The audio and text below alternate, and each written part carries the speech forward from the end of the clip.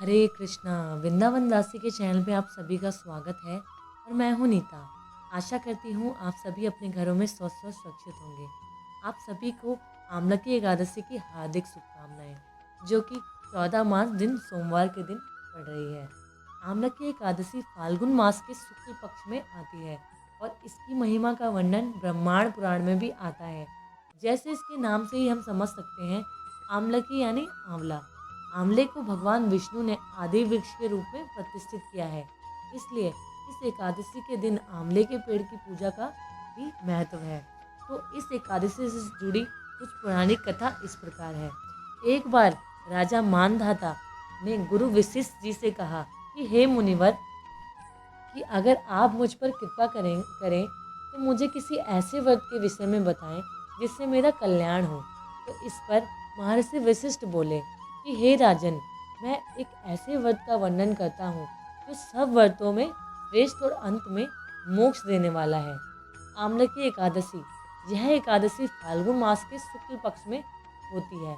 इस एकादशी का व्रत करने से समस्त पाप नष्ट हो जाते हैं। इस व्रत का फल 1000 गोदान के फल के बराबर होता है। और अब मैं इससे जुड़ी पुरानी कथा आपको सुनाता हूँ। आप ध्यानपूर्वक सुनिएगा। एक बार एक राज्य हुआ जिसका नाम वेदिस था। इस नगर के सभी ग्रहवासी हर क्षेत्र में संपन्न थे और आनंद पूर्वक एक दूसरे के साथ रहते थे। इस राज्य में सदैव वेद ध्वनि गूंजती रहती थी। इस राज्य की एक ही विशेषता थी कि यहाँ कोई भी व्यक्ति नास्तिक और दुराचारी नहीं था। राजा चेत्रथ यहाँ के राजा थे, जो कि अत्यंत विद्वान और धार्मिक थे। इस राजा के राज्य में कोई भी दरिद्र नहीं था और हर कोई व्यक्ति धर्म पूर्वक धर्म का पालन करता था। इस प्रकार सभी नगरवासी भगवान विष्णु की भक्ति करते थे और उनकी सेवा में ही कार्य करते थे। और सभी राज्यवासी बाल, वृद्ध, स्त्री सभी एकादशी का व्रत किया करते थे। एक समय फाल्गुन मास के शुक्ल पक्ष की आमलकी एकादशी आई। उस दिन राजा और प्रजा सबने एक साथ एकादशी का व्रत किया और राजा अपनी प्रजा के साथ मंदिर में जाकर भागवत कथा और एकादशी महात्म की कथा का पाठ करने लगे और सभी ने वहाँ रात्रि जागरण भी किया। तभी रात में वहाँ पर एक बहेलिया आया जो अपने परिवार को पालने के लिए जीव हत्या किया करता था।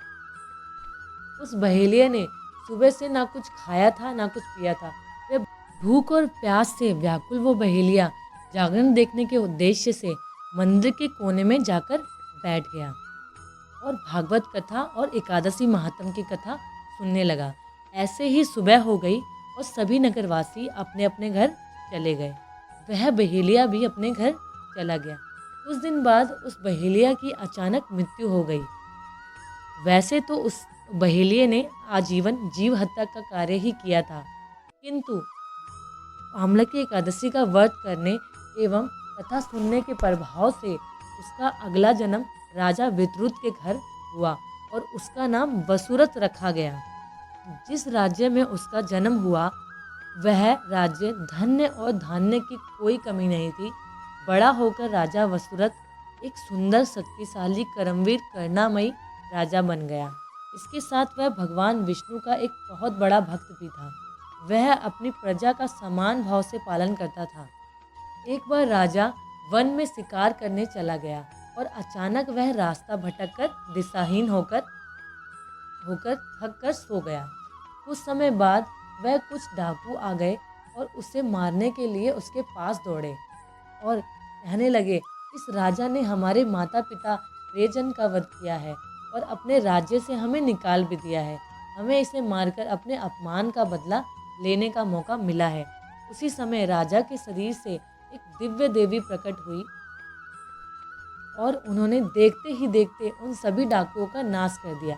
जब राजा जागा तब वह सोचने लगा कि इन डाकुओं को किसने मारा है, इस पूरे वन में कौन मेरा हितैषी होगा।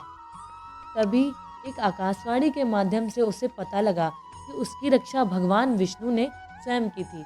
यह सुनकर विष्णु के प्रति राजा की जो भक्ति भाव था वह कई गुना बढ़ गया और राजा ने भगवान को हृदयपूर्वक धन्यवाद करके वह अपने राज्य लौट गया और और अपने नगर में सुख समृद्धि के साथ रहने लगा। जीवन के अंत में उसे बैकुंठ धाम की प्राप्ति हुई। इस प्रकार मुनि वशिष्ठ ने कहा राजा मानधाता से कि कोई भी इस अति पावनी आमलकी एकादशी का व्रत रखता है उसे निसंदेह बैकुंठ की प्राप्ति होती है। शास्त्र में बताया गया है कि एकादशी का मूल्य उद्देश्य भूखा रहना नहीं है, परम भगवान श्री कृष्ण के प्रति हमारी श्रद्धा और भाव और प्रेम बढ़ाना है। जब हम भगवान का अधिक से अधिक नाम स्मरण करते हैं और उनके भक्तों के संग में रहकर उनकी लीलाओं और व्यक्तित्व का श्रवण करते हैं तो भगवान के प्रति हमारी आसक्ति बढ़ जाती है। अतः हमारा हर एक कार्य भगवान को प्रसन्न करने के लिए होता है और उन्हें संतुष्ट कैसे किया जाए इसलिए किया जाता है।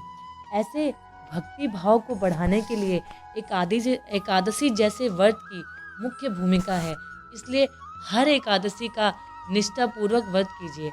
हरे कृष्णा। इसी के साथ एकादशी व्रत की ये कथा संपूर्ण होती है और अब हम इसकी पूजा विधि की बात कर लेते हैं।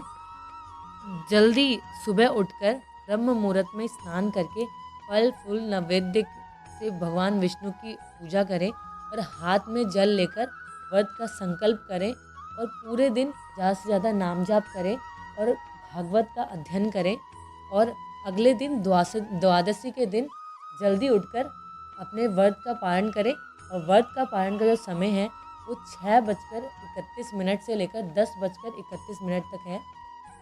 आप इसके बीच में ही पालन करें और अपना व्रत खोलें। इसी के साथ हमारी ये वीडियो यहीं समाप्त होती है। अगर वीडियो अच्छी लगी हो तो शेयर कीजिए, लाइक कीजिए, सब्सक्राइब कीजिए।